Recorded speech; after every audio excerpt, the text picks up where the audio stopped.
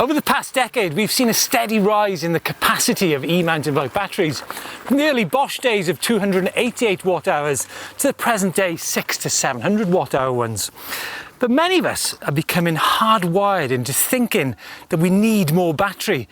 But do we really? I mean, compare cars, for example. I mean, how many of us drive around with a car with a full tank of diesel?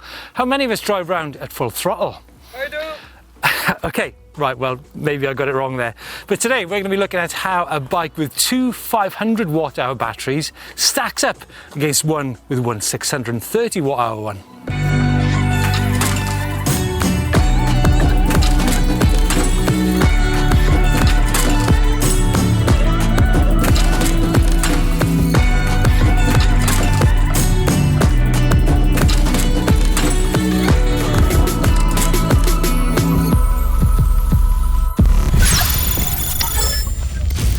What we have here then is two very different bikes. On my left we have a 175mm gravity orientated bike with a 500 watt hour battery, and over here is an all-mountain enduro style bike, 150mm travel with a 630. However, does the fact that this bike have 20% more battery than this one really matter? Now, on the ride, you're going to be trying to collect a load of different data in relation to both bikes. For example, and I fully expect this to happen, at what point does this bike run out of juice compared to that one? Personal data such as heart rate and effort, the suitability of both these bikes for the type of ride we're going on. Remember, it's a mixed ride, it's cross-country versus downhill. And also the impact of having two batteries on this bike compared to one on that bike. And one final bit of detail which I've not touched on so far, and that is the weight of the bikes. And remember, the Torque-On is a gravity style bike. It's all alloy, the wheels and the frame from front to back, and that weighs in at 23.8 kilos compared to the all-mountain Spectral. It's got a carbon front end and alloy back end, and that's got a 630 watt hour battery, remember, and that weighs in only half a kilo lighter at 23.4 kilos.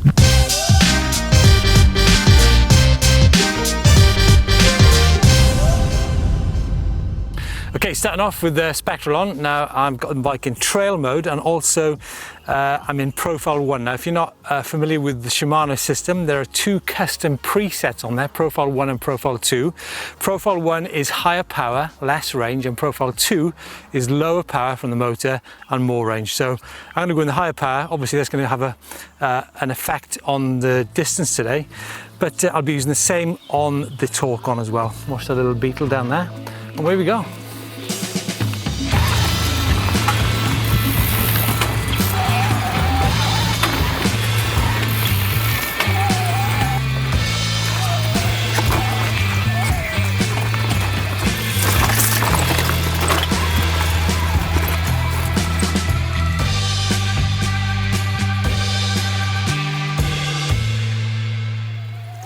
Wow, so that's a big part of the cross country, and by strange coincidence, I've literally just dropped the bar a few hundred meters ago. So it's gonna be really interesting to see just how close to this location I can get on the 500 watt hour bike.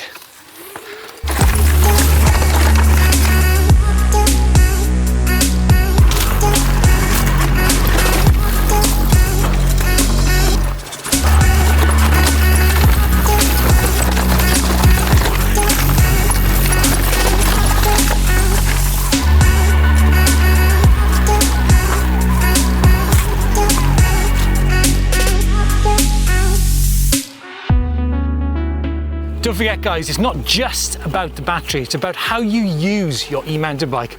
And don't forget that battery consumption varies from brand to brand, as does the power of e-mountain bikes, the power of you, the effect of your tyres.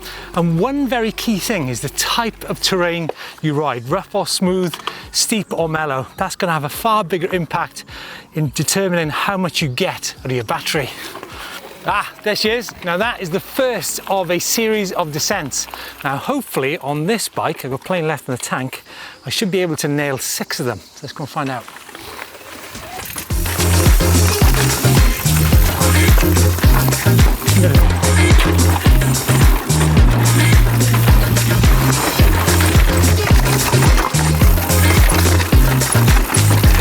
Put your pressures on there.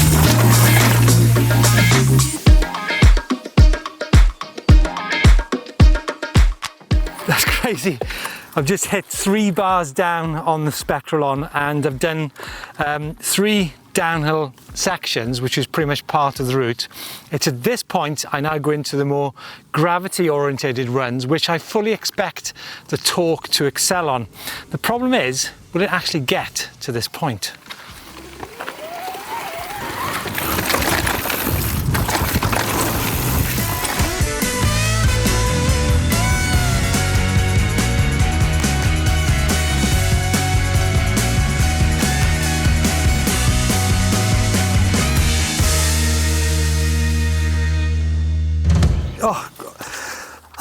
That's it.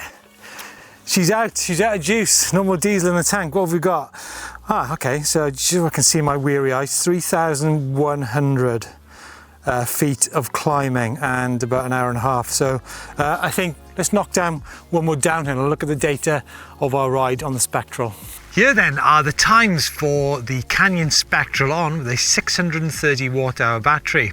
And after a moving time of 1 hour 31 minutes, a maximum speed of 23 miles per hour, average speed of 8.4 miles per hour, and a total distance of 14.97 miles, the elevation gained is 3,101 feet. Average heart rate 121, maximum 144.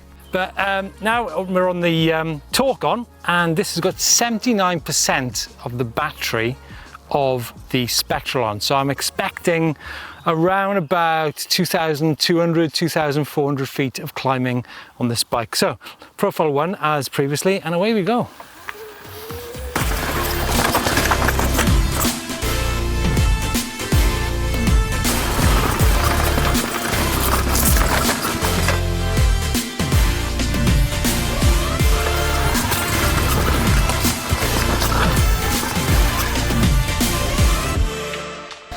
So there we go, we're actually a bar down and we're halfway along the double tracks. We've not yet hit the tech single track climb, so I think we're about a kilometre. We dropped the bar about a kilometre before the 630 watt-hour battery, and we've probably got 100 feet of climbing left on this trail to do. So, as expected, it does drop out a little bit earlier.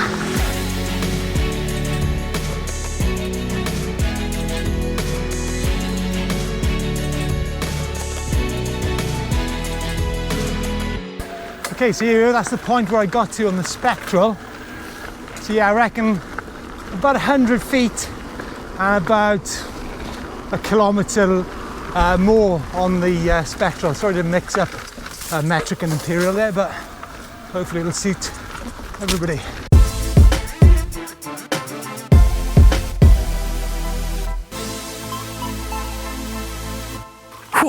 Wow, bloody hell, 2 bars down already. Now that's considerably behind on schedule compared to the Spectral on, but hey, only one way to find out how this all pans out.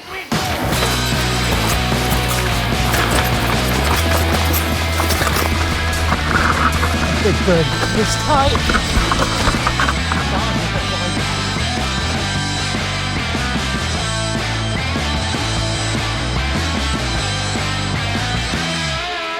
Down to 1 bar, and last time round I had 2.5 climbs in the tank. Now on 1,900 feet of climbing, so I'm trying to work my maths out here. What percentage is 500 of 640? Is it around about a third? So I'm guessing, yeah, let me get my maths sorted.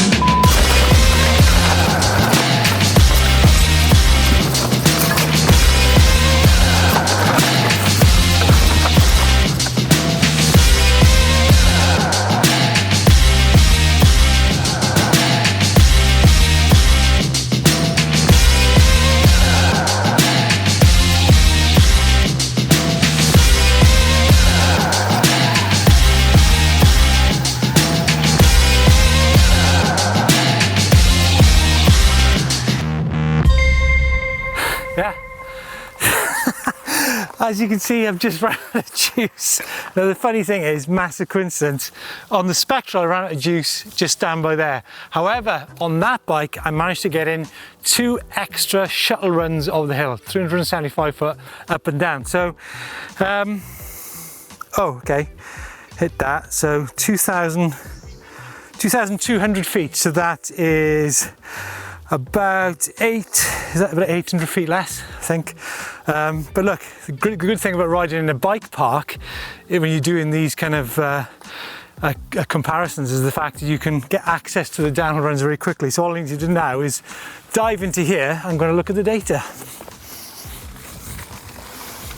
And so after a lap on the Canyon Torque-On with the 500 watt-hour battery number, just one of, we have a total mileage of 11.32, a total altitude gain of 2,201 feet, with an average speed of 8.21 miles per hour, a maximum speed of 30.7, and the heart rate 124 average and 153 max.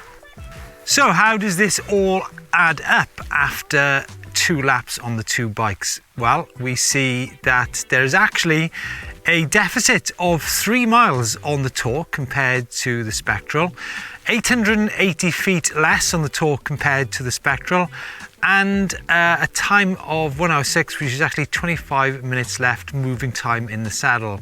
I guess the question is, what if I'd have totally changed the type of ride that I did today? What if I had gone for more of a gravity-based ride rather than a cross-country downhill mix? More elevation, less miles. Well, if I'd have done that on one battery, bear in mind I think this hill is probably 375 feet and 0.88 miles, I think I'd have done around about 7 runs. Now that equates to 14 runs on 2 batteries, and anybody will tell you that 14 runs in a day is pretty intense. And bear in mind also that I've been riding in Profile 1, which is the higher power mode. If I'd have gone into Profile 2, which meant more range, that would have meant even more downhill runs. So 2 batteries is certainly enough for one day, I think. But back to the question in hand, 2 batteries versus 1. Well, on the Spectral I actually rode more trails, I gained more elevation, and also I rode further. However, I actually had more fun on the 500 watt-hour bike. And why was that? Well, I think the reason is because of the nature of the ride. It was cross-country, intense cross-country, which concluded with a load of downhill runs. And I think this bike with more travel actually compensated for my weariness. So that certainly is something to bear in mind. And you know what? It actually reminded me how very different these 2 bikes are. This bike is a lot softer, especially when it comes to the roots. It's got a 29-inch wheel up front, but this bike has definitely got more poise to it, a little bit longer, a little bit slacker when it comes to the gravity style riding. And remember, if the riding today might have started with gravity and then finished with more of a cross-country loop, then this bike might actually have been the one which is more comfortable. Wow, what an interesting, intense, and I have to say pretty fatiguing day on the bikes. What have we learned? Well, actually, I think the most important thing is it's not just about battery capacity, it's actually about the type of riding you do. Now, as I mentioned, if we'd have put 2 batteries in this bike, we'd have gone to over 4,500 feet of vertical climbing, which is quite a lot. Remember, that's in trail mode in Profile 1. And if we'd have put 2 batteries in this bike, you'd have been climbing around about 6,500 feet of elevation.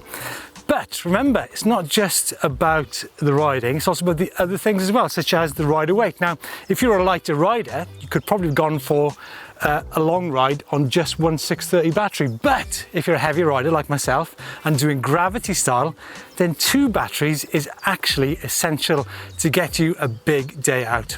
But folks, bottom line, 2 incredibly different bikes for 2 different types of riding, which require possibly 2 different battery types depending on your riding style, your riding weight, and of course the tires and such things as that. But guys, let's know your thoughts. What kind of battery is for you? Are you more of a Torque style rider or more of a Spectral style rider with a higher capacity battery?